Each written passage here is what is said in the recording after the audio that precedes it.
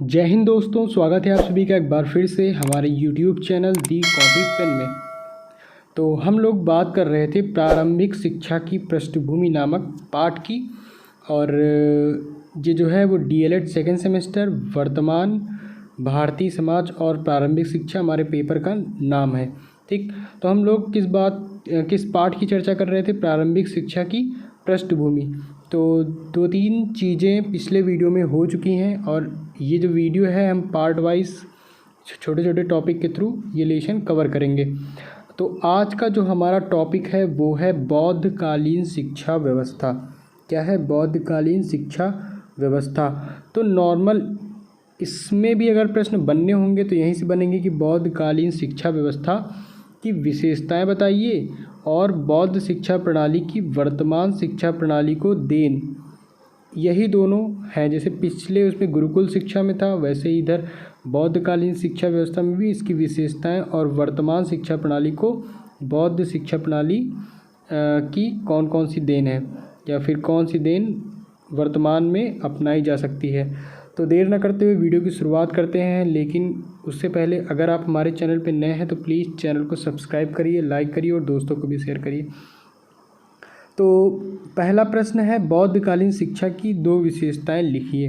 ये जो प्रश्न है ये अभी मैंने जो पढ़ा है ये 2016 में पूछा गया प्रश्न है। ठीक, तो वहाँ पर तो 2 विशेषताएं पूछी गई थी, लेकिन 2 विशेषताएं पूछी जाने का मतलब ये नहीं कि आप 2 लाइन में लिख देंगे, बिल्कुल भी नहीं। अगर 2 नंबर में है तो कम से कम पूरा 1 पेज तो भरिए। अगर आपके पास टाइम है तो आप 1 पेज के अगर आपको आ रहा है तो 1 पेज के बाद दूसरा पेज लिख सकते हैं, लेकिन 1 पेज पर्याप्त है जिस हिसाब से टाइम मिलता है उसके अनुसार। तो चलिए देखते हैं। सबसे पहले हम बात करेंगे बौद्धकालीन शिक्षा की विशेषताओं की। तो सबसे पहले एक विशेषता है संघ। ठीक, देखते हैं कि इसमें क्या है। तो संघ बौद्ध शिक्षा के भाई केंद्र थे। संघ जो है वो बौद्ध शिक्षा के प्रमुख केंद्र थे। संघ में प्रविष्ट होने पर मनुष्य श्रमण बन जाता था। श्रमण के अतिरिक्त संघों में और किसी को शिक्षा प्रदान नहीं की जा सकती थी। संघ में प्रवेश लेने के विशेष नियम थे। संघ में प्रविष्ट होने को प्रवज्जा कहते थे। इसका अर्थ है बाहर जाना। ठीक, ये पॉइंट याद रखिएगा। अर्थात भावी भिक्षु परिवार से विलग होकर बाहर आकर बौद्ध संघ में मिल रहा है।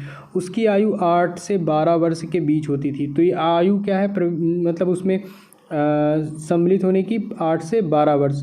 20 वर्ष की आयु में उपसंपदा संस्कार होता था। इसके फलस्वरूप भिक्षु संघ का पूर्ण रूपेण सदस्य बन जाता था।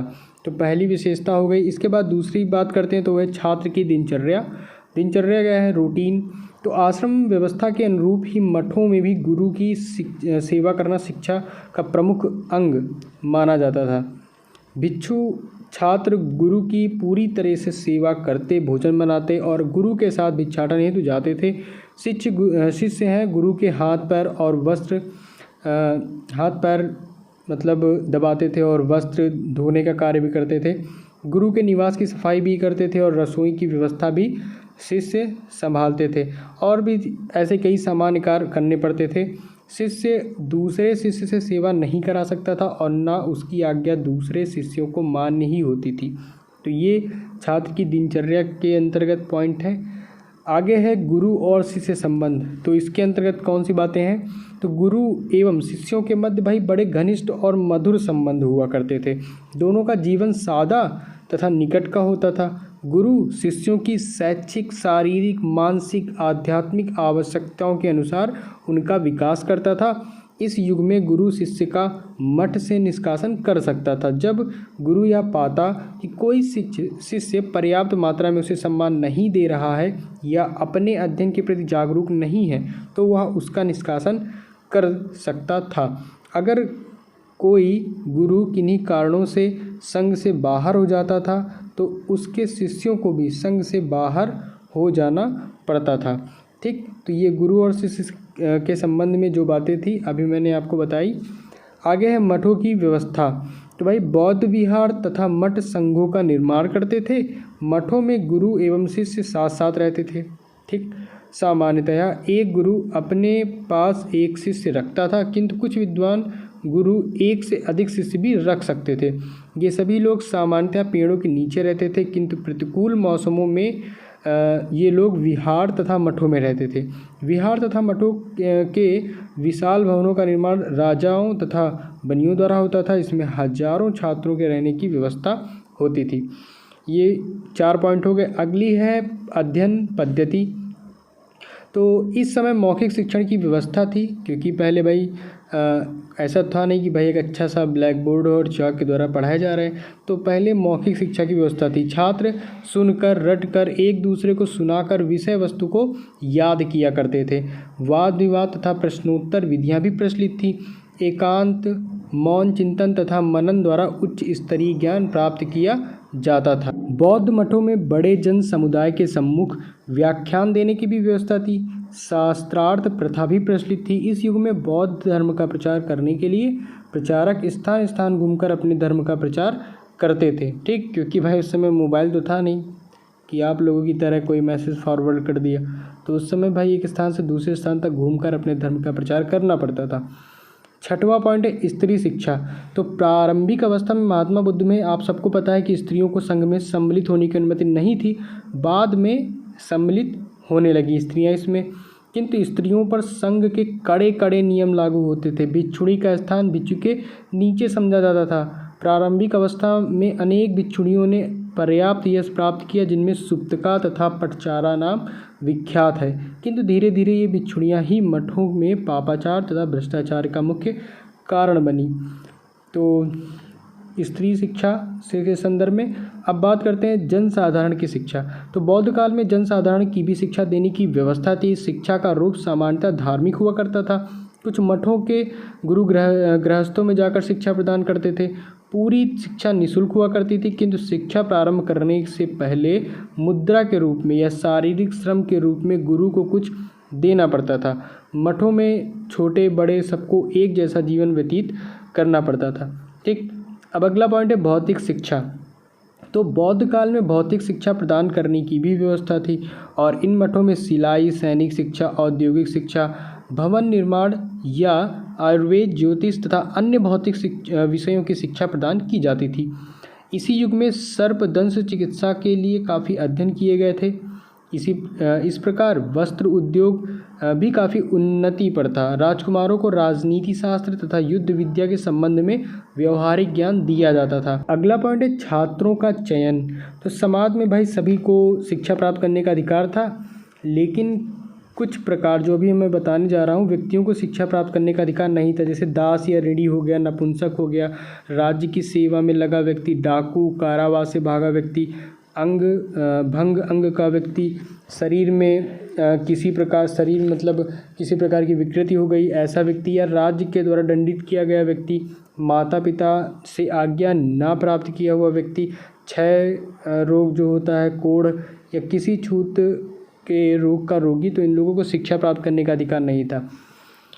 अगला पॉइंट हमारा है शिक्षा आरंभ करने की आयु।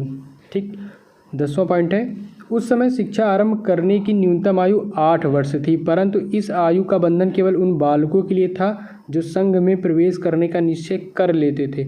बालक संघ के किसी भी भिक्षु को अपने शिक्षक के रूप में चयन कर लेता था। ठीक, तो 8 वर्ष है न्यूनतम आयु। अब है अध्ययन की अवधि।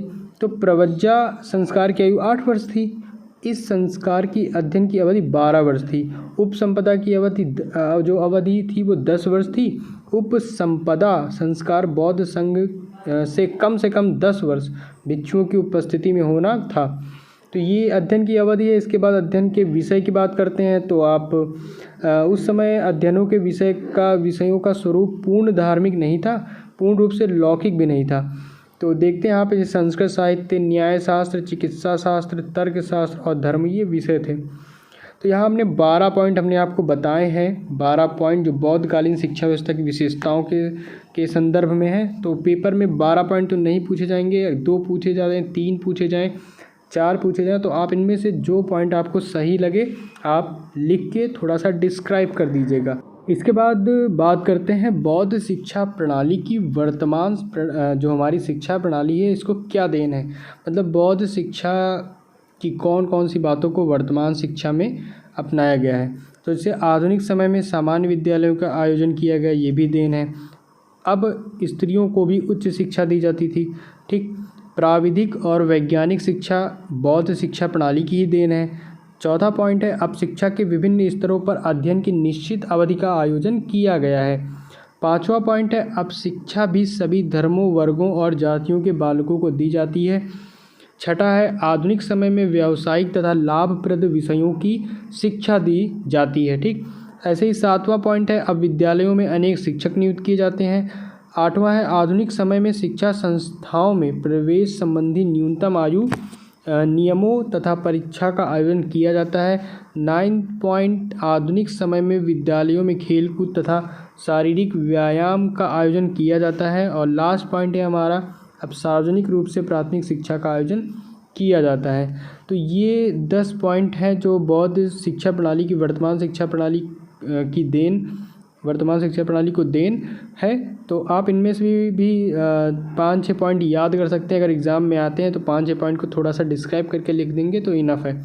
और इसके पहले जो हम विशेषताओं की बात करी वो भी आई होप आपको समझ में आ गया होगा।